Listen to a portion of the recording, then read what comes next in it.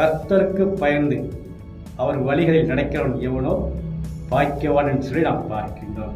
இன்றைக்கு கிறிஸ்துவ குறித்த ஒரு பயம் நம்முடைய வாழ்க்கையிலே காணப்பட வேண்டும். கிறிஸ்துவுக்காக ஓடுகின்ற ஓட்டம் நம்முடைய வாழ்க்கையிலே காணப்பட வேண்டும். இன்னைக்கு அநேகர் தெய்வ பயம் குறித்த ஒரு எண்ணம் இல்லாமல் கிறிஸ்தவ வாழ்க்கையை வாழ்ந்து வருகின்றார்கள். நம்முடைய தேவன் மன்னிக்கின்ற தேவன் தான்.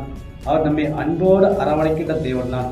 அவர் உங்களையும் என்னையும் கனிமணியைப் போல தாங்குகின்ற தேவன் தான். ஆனாலும் அந்த தேவனை குறித்த ஒரு பயம் நமக்குள்ளே காணப்பட வேண்டும். இன்னைக்கு எது செய்தாலும் ஒரு மீறுதல், ஒரு பயம் இல்லை, ஒரு கலக்கம் இல்லை. எதெடுத்தாலும் நான் நான் நான் என்று சொல்லி அநேகர் பாவ வாழ்க்கையில் சிக்கி துவைப்பதை கண்கூடாக பார்க்க முடிகின்றது. கர்த்தருக்கு பயப்படுதலே ஞானத்தின் ஆரம்பம் என்று சொல்லி தன்னுடைய வார்த்தை சுட்டி காட்டுகின்றது. அப்படி இருக்கும்போது ஒரு மனிதன் கிறிஸ்துக்குள்ளாக வாழ தன்னை ஒப்புக் கொடுக்கின்ற போது கர்த்தரை